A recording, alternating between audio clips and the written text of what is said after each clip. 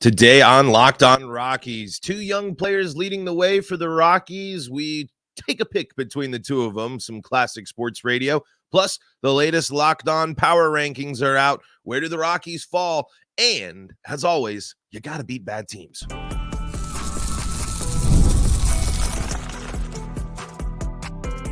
You are Locked On Rockies, your daily Colorado Rockies podcast. Part of the Locked On Podcast Network, your team every day. Rock on Rockies fans, welcome into the Locked On Rockies podcast for today, the 21st day of May in the year 2024. I'm your host of the Locked On Rockies podcast, Paul Holden, bringing you your daily Colorado Rockies talk right here on your favorite streaming services and on the Locked On Rockies YouTube channel, where you can find us free and streaming and be part of the show. Fire off your Rockies hot takes. Let me know what's on your mind when it comes to the Colorado Rockies. Your support there, easiest way to help the show grow. Today on the show, we're going to talk a little bit about Ezequiel Tovar and Brenton Doyle. I want to look at their numbers, look at their season so far. We'll also look at Brendan Rodgers heating up a little bit as well, or heating up for a bit, honestly, for him. And the latest power rankings from Locked On are out, so we're going to talk about those. Are the Rockies properly rated? And that's going to lead into our conversation about basically you got to beat bad teams. And the Oakland Athletics are a bad team. You know, people say that about the Rockies every time too. You know, when they play the Rockies, when they see the Rockies on the schedule, that's what San Francisco was saying. Hey, get right series at home. Let's do this thing. That's what Oakland is saying. Oakland is saying the same thing right now. Hey, there's a bad Colorado team coming into our ballpark. We got to handle business here. So we're going to talk about that coming up and more on today's episode of Locked On Rockies. Just want to shout out our everydayers out there. Want to thank you for making us your first listen of the day. You all are the best. The reason the show is what it is, and your support has been wonderful. So thank you so much for that. And today's episode is brought to you by PrizePicks, the easiest and most exciting way to play daily fantasy sports. Go to prizepicks.com/LockedOnMLB and use code LockedOnMLB for a first deposit match up to $100. All right, so I wanted to start the show off today by taking a look at two players that I think have been really interesting for the Rockies, and really interesting to see how things grow. Two Rockies that obviously we had our eyes on, two Rockies that we knew were going to be really important, and then the way the season started and the way things were going, it was, oh boy. You know, there's still some stuff that obviously isn't great about these two players in terms of things, but I am curious. I really do want, I need some honest feedback in the comments. Did you have Brenton Doyle batting 5 in the 5th spot in the lineup at any point this season, going into this season at all? Because I didn't. Me personally, there was not a chance that I was putting Brenton Doyle in the middle of the lineup with what we've seen. But he's kind of forced his way there. He's scuffling a little bit of late is Brenton Doyle. Brenton Doyle now in his past 15 games is only batting 200, an OBP of 279, and then a slugging percentage of 382 with 18 strikeouts in those games. But in that time as well, he's drawn 6 walks. He's stolen 5 bases. He's hit 2 home runs. He's driven in 5. He's got 11 hits in that time. That's him scuffling right there, mixed with the fact that his season already, when you're talking about offensive numbers, is definitely, you're impressed with what he's done. You're impressed with the adjustments that he's made to be a much better threat on offense. On the season so far, he's batting 273, an OBP of 331, and an OPS of 778. Again, not knock your socks off numbers, not the best numbers in the world, not the best hitter in all of baseball. But when we're talking Brenton Doyle from last year, what we anticipated from Brenton Doyle, it's a huge change. And when you look at his StatCast numbers, he's improved in every single area. Now, granted, the season is not nearly as long, but if you go onto Brenton Doyle's Baseball Savant page and you look at his the extra stats when it comes to batting, the all of them, every single one of them except for barrel percentage, Brenton Doyle is not only below league average, but was also one of the worst hitters. High K percentage, high whiff percentage, low walk rate, low hard hit percentage, low OVA, low batting average, low, all of the stuff Brenton Doyle is completely in the blue on. And now you switch it to 2024 and everything has jumped to almost just about league average, floating around league average, or in some spots like barrel percentage, hard hit percentage, he's above league average and in a much better position where he was. His overall batting run value, according to Savant right now, is at a 2, which is around league average as compared to where he finished last year at a negative 12. So, again, he's not the best hitter in baseball, but his adjustments are clearly paying off. And what he's done is clearly working for him, as he's on track and on pace to be able to pass some of his numbers yesterday, while also showing you that it's deeper than just an adjustment. He's hitting the ball harder. He's seeing the ball better. He's being a better and more successful hitter overall. So, I mean, the interesting thing is his arm value has decreased so much because his fielding was all way up at the beginning of, or at the end of last year. So when you look at the nuts and bolts of things for Brenton Doyle, you sit there and you say, wow, that's pretty impressive. If you just double everything, he'll have less at-bat or less plate appearances than he did, but he most likely will finish with more hits, home runs, and stolen bases this year than he did last year. There's a great chance that he can finish above that, and something that should be really encouraging by. You should be really encouraged by. That is what I was trying to say, because again, I think when you're taking possible Brenton Doyle storylines, I don't think you had the offensive adjustments being this successful so far, and he's got to maintain it throughout the whole season. But again, I really think that you don't just look at the numbers of Brenton Doyle, because you're going to see some stuff, and especially of late, like we said, struggling a bit, scuffling especially, and that's in the last 3 games that Brenton Doyle has played. He has struck out 7 times in that in those 3 games, which is crooked numbers in the last 3 games at least. There are problems, there are still issues, but I still the power, the swing, the changes that he's made are still stuff to sit there and be impressed by. Same thing here with Ezequiel Tovar, where I think Ezequiel Tovar is continuing to show his advanced maturity. And what we're seeing about Ezequiel Tovar is him already being successful in navigating a sluggish part of the season, a part of the season where he wasn't performing after, a season where he has been a solid contributor for just about the entire year for the Rockies. It hasn't been always great, but if you just look at where Ezequiel Tovar has been this season, he has been pretty darn consistent for the Rockies, even in some stretches though. But he himself had a tough stretch to start the month of May here. A couple of the series against Miami wasn't that good. He didn't do much in the series against Pittsburgh. But now of late, he started picking things back up. He's making adjustments and getting himself back into that competitive at-bat mindset, and he's being successful at the dish.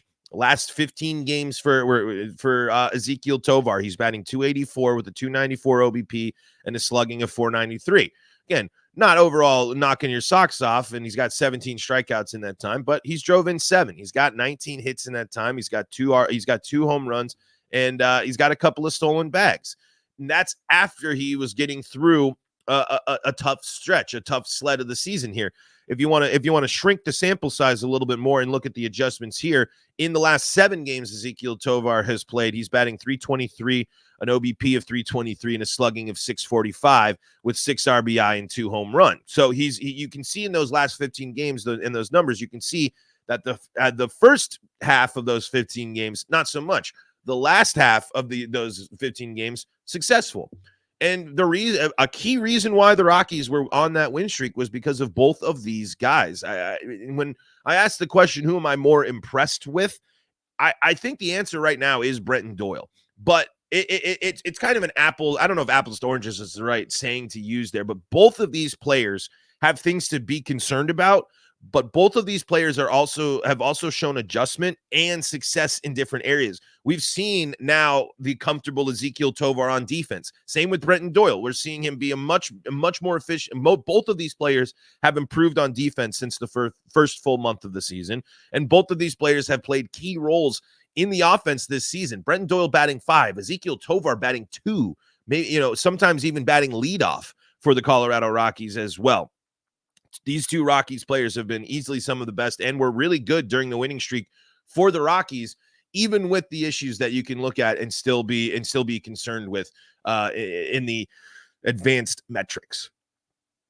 Especially because you look at Ezequiel Tovar's right now, and his batting stats aren't blowing you away. And there's a lot of blue on that baseball savant, but he's still sitting right around league average when it comes to batting run value there, and plenty of time to improve on these things. But the biggest things I'd like to see get improved for both Tovar and Doyle: chase percentage, whiff percentage, and K percentage, and walk percentage. Those bottom four, I just think, are not only is it crucial for Rockies players, or for those players, the young players, Doyle and Tovar. It's just important for all the Rockies players to improve in those four categories. So we'll be interested to see how that gets adjusted, how the Rockies handle that.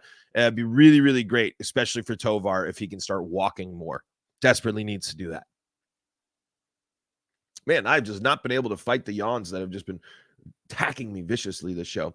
But anyway, so you can kind of take your pick between the two. I think there's an argument for both of them to be the more impressive youngster for the Rockies this year. But I think the changes, the adjustments, and everything that Brenton Doyle has made are the more impressive adjustments in things that have happened this year, at least for me. But it's very, very close, and I think these two guys are going to continue to be studs and show off what they can do here, as hopefully the Rockies can win another series and make it a little bit more of a winning month here in the month of May versus the April and the little bit of March that they played there. So, all right, who are you more impressed with, Brenton Doyle or Ezequiel Tovar? Let me know in the comments below. We got to take a break, and when we come back, we are going to talk about the MLB Power Rankings and where the Rockies shape up and the importance of playing teams like the Athletics.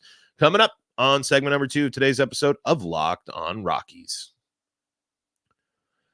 Before we do that, though, got to tell you about the folks that help make this show possible, and that includes LinkedIn. LinkedIn's got you covered when you need to get things going, finding out what is going to be the best for your business. If you're struggling to close deals, business to business selling is tougher than ever, and that's why I want to tell you about LinkedIn Sales Navigator. LinkedIn Sales Navigator is a sales intelligence platform that helps professionals effectively prospect and engage high-value customers, drive higher revenue, and increase sales performance. Sales Navigator helps you target the right buyers, surface key signals such as job changes or which accounts you should prioritize, making sure that you're being told the right people for the right job, and shows you hidden allies so you can find those buyers that are most likely to convert. Fueled by LinkedIn's 1 billion member platform, everyone's on LinkedIn. Sales Navigator gives you the most up-to-date first-party data enabling to unlock conversations with the people that matter. Right now, you can try LinkedIn Sales Navigator and get a 60-day free trial at linkedin.com/locked-on. That is linkedin.com/locked-on for a 60-day free trial. Let LinkedIn Sales Navigator help you sell like a superstar today. Get the right tools for the right job. Just go to linkedin.com/locked-on to get started. This is the Locked on Rockies podcast, for free and streaming on your favorite streaming services and on the Locked on Rockies YouTube channel, where you can be part of the show, firing off your Rockies hot takes, letting me know what's on your mind, and keeping me honest when it comes to the Colorado Rockies. Hey, 2 things for you. Make sure you go check out Locked On Sports Today. That gives you your 24/7 sports coverage that you know you love. If you've been watching the mainstream channels, it's another option for you. A little different take, a little different spin, instead of just talk shows all the time that are yelling at each other. And as always, your Rockies coverage available all season long on SiriusXM and the SiriusXM app. Just check it out there. All right, let's talk power rankings. Let's talk player or beating bad teams. Let's see where the Rockies rank. Going to throw it up on the screen here. And there it is. And that the Rockies coming in here at 27th. They have worked their way out of the basement there. The win streak helping out there. And look who is just above them at 26, the Oakland Athletics right there. So Rockies in a chance to maybe flip and get themselves closer to the top 25 in baseball. But when I look at the bottom of this list, and I guess I'll just go for the audio listeners, we'll just rattle through it real fast. I think just bear with me here. We're going first to worst here. So if you're listening, first to worst, and I'm just going to go in order here. It from the top, number 1 team to number 30 here, all right? Phillies at number 1, Dodgers at number 2, Yankees, Orioles, Braves, Guardians, Brewers, Royals, Cubs, Mariners, Twins, Padres, Rangers, Rays, Tigers, Diamondbacks, Red Sox, Astros, Mets, Giants, Pittsburgh. It's funny, I didn't say the name of Pirates, Nationals, Cardinals, Reds, Blue Jays, Athletics, Rockies, Angels, Marlins, White Sox. That is the power rankings voted on by the hosts of Locked On. And I think the Rockies are properly rated. I really don't think, when I look at this, I think the Rockies could get up to 26. And, Toronto beat the Rockies earlier, but they're scuffling a bit. It's a matter of how much you factor in the early season compared to the Rockies of now. But the Rockies have now also just got swept and dominated in San Francisco. So it's kind of been a really weird spot to analyze the Rockies as, with the big win streak against 2 teams in the middle of the pack right there, 12 and 13, Texas Rangers and San Diego Padres. But when you see this, though, it's a reminder that this upcoming series for the Rockies is one where they got to win. I mean, this is an Oakland team that's on a massive skid. This is an Oakland team that's figuring things out. This is an Oakland team with a lot of behind-the-scenes issues right now as they're trying to figure things out. So you just can't waltz into this series and think that you can just handle business. No way. This is a better than last year's A's team. This is an A's team that has more wins than the Rockies, that by 4. A's have won 19 games this year, whereas the Rockies have only won 15. But I still don't think the Rockies are as bad as the A's. I still think the Rockies have more things going for them than the A's. But the A's have shown that, you know what, they have been able to win ball games. They have been able to navigate less tough stretches.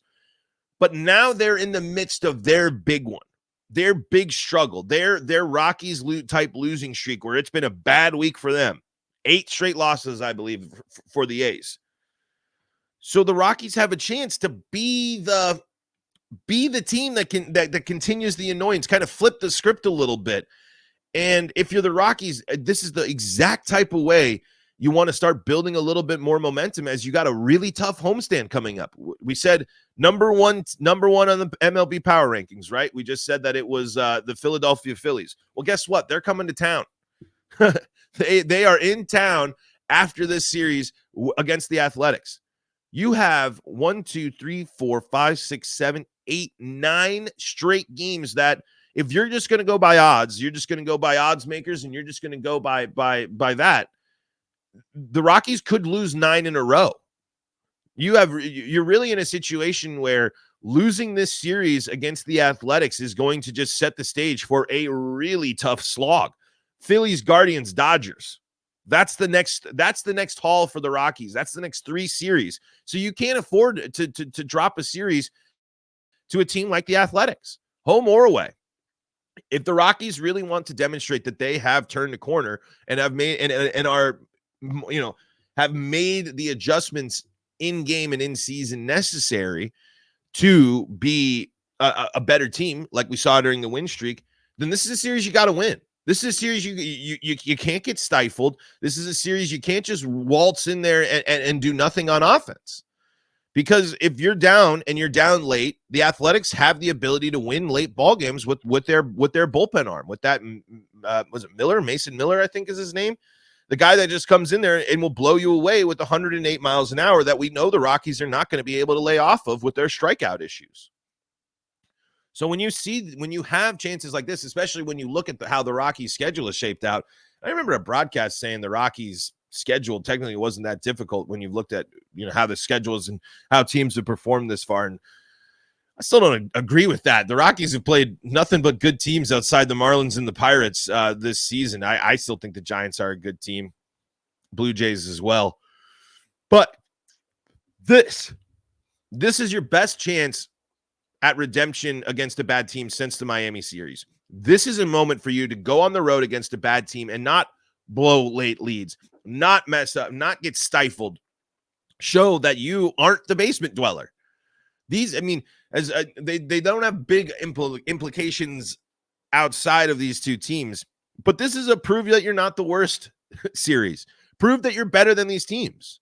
Prove that you're not the cellar dweller.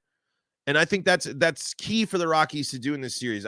There's nothing that I know about the Athletics that really intimidates me about them when we look at the numbers and when we look at how the Rockies and the Athletics match up. There shouldn't be anything that gives the Athletics a necessary advantage other than the fact that it's the Rockies on the road. Right now, let's just look at let's compare some numbers here. As the A's have been a better pitching staff than the Rockies, but I mean, you can kind of get through the numbers and see it. 10-13 at home as well. So a much better team in Oakland than on the road. Let's compare the numbers between the two teams here. Rockies team batting average, or team batting. Let's do that first. Rockies batting average is 246 compared to Oakland's 220. The Rockies have scored 182 runs compared to the A's 180. The Rockies have 384 hits compared to Oakland's 356. The Rockies have hit 37 home runs compared to the Athletics 58. Rockies OBP of 306 compared to 295 from Oakland, and they're tied in slugging. So these teams aren't that much different when it comes to offensive output.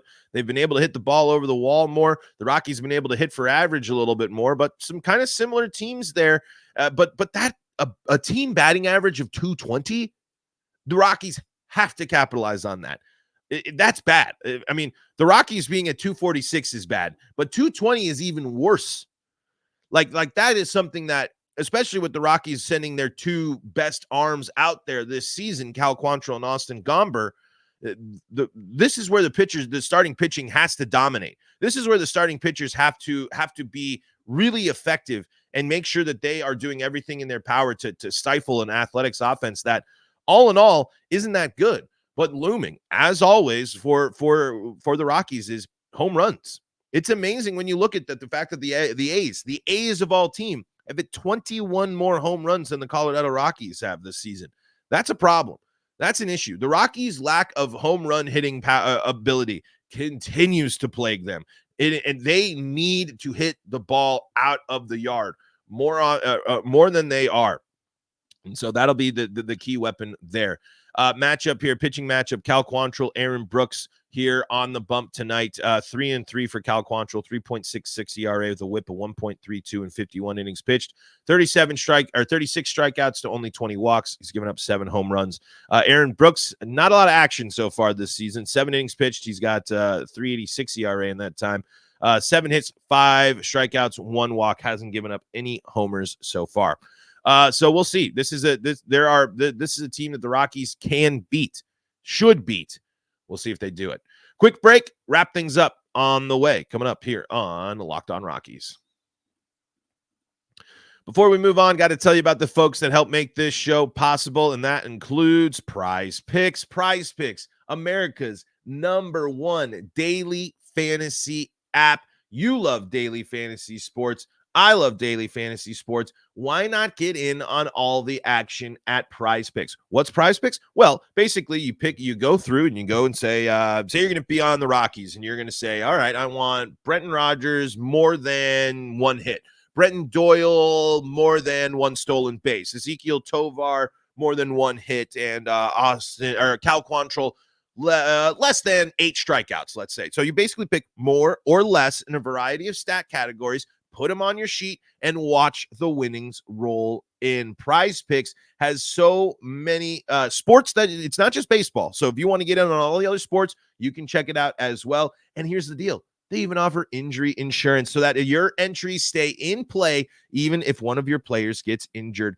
For baseball games, if you have a player who registers 2 plate appearances or less, PrizePicks will have your back and not count that as a loss. Quick withdrawals, easy gameplay, and enormous selection of players and stat types are what make PrizePicks the #1 fantasy sports app. They also got weekly promotions and special offers for the biggest moments in sports. Download the app today, the PrizePicks app, and use code LOCKEDONMLB for a first deposit match up to $100. That's a $100 first deposit match when you download the PrizePicks app today and use code LOCKEDONMLB. PrizePicks, pick more, pick less. It's that easy. Folks, Locked On Rockies, Paul Holden here, bringing you your daily Colorado Rockies talk right here on the Locked On Podcast Network, where you can find your team every day.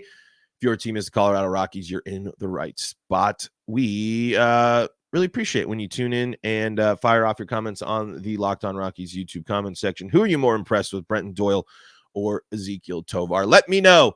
And what do you think are your keys to the Rockies winning in Oakland? Probably the last time the Rockies will be in the Coliseum. I'm sure the Rockies don't have a ton of history in the Coliseum, but if you are interested in baseball history and you're interested in that, the Rockies and A's, these type of matchups do have those type of implications. So something to consider there as you're watching the series this week.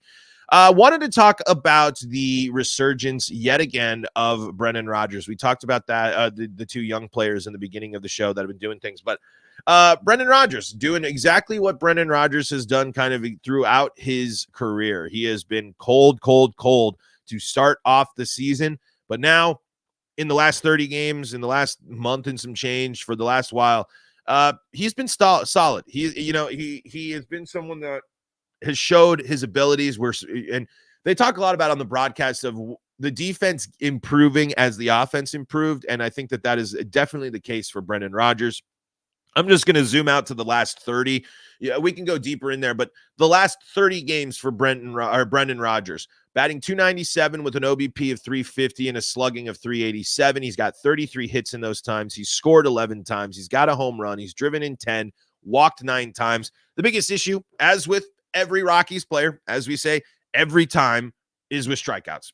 He struck out 30 times in the last 30 games. He's averaging a strikeout per game, which is the problem, which is something that we continue to see an issue with. But not only is he getting hits, it's multi-hit games. I mean, he's been held hitless a couple of times of late, but a couple of hits in game 2 against San Francisco, a couple of hits in the first game against San Francisco.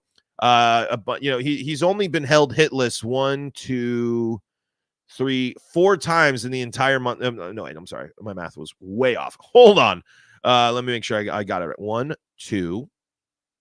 No, I was right. 3, 4. 3. He's only been held hitless 4 times in the month of May so far, and he has played every game of May as well. So the adjustments, everything heating up for Brendan Rodgers.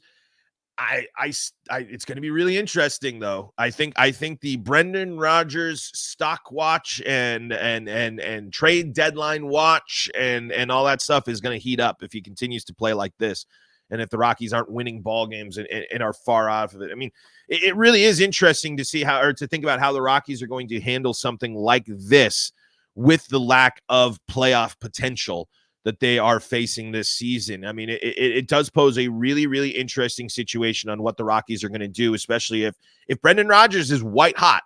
His defense is up there, the offense is showing off, and teams are calling. Do you answer the phone? Are you ready to go Amador for a couple months to end the season? Are you ready to go Alan Trejo and Amador mix in, and do that to just get through this season to see what you can get? Because if Brendan Rodgers is going to be batting, getting multiple hits a game and showing Gold Glove caliber defense, that should get you a couple pitchers. That should get you some AA, high A. You're probably not going to get the one, the top prospects for him. But if the goal is to add as many pitchers as possible, and Brendan Rodgers continues playing the way he has, Brendan Rodgers is either solidifying himself as the second baseman for the Rockies, and the Rockies are going to buy in and they love it, and they're going to embrace that, or they got to be sitting there thinking he can get us some pitchers at the deadline, because this version of Brendan Rodgers is the one that raises eyebrows. Not the version that starts the season, but we've seen it. Slow starts to the season, but once Rodgers starts cooking, he can put it together for a while. That's a full month of solid baseball and more that Brendan Rodgers has been playing. So it'd be interesting to see how his storyline goes throughout the rest of the season. Folks, that's going to do it for today's episode of Locked On Rockies. Rockies taking on the Athletics tonight. The first pitch, it's going to be at 7:40 there. So a little bit late, but unfortunately, not a lot of Colorado sports to watch anymore after a tough weekend there. Folks, thank you so much for making us your first listen of the day. We really appreciate it. For your second listen, go check out Locked On MLB. For your postseason recaps and off-season look-aheads, unfortunately, Locked On Nuggets and Locked On Avalanche got you covered as they navigate some really interesting stuff, what's going on with those teams. Locked On Broncos, Locked On Buffs got you covered when it comes to the football. I'm Paul Holden. I got you covered when it comes to Rockies baseball because this is the Locked On Rockies podcast, and we will catch you on the flippity flip.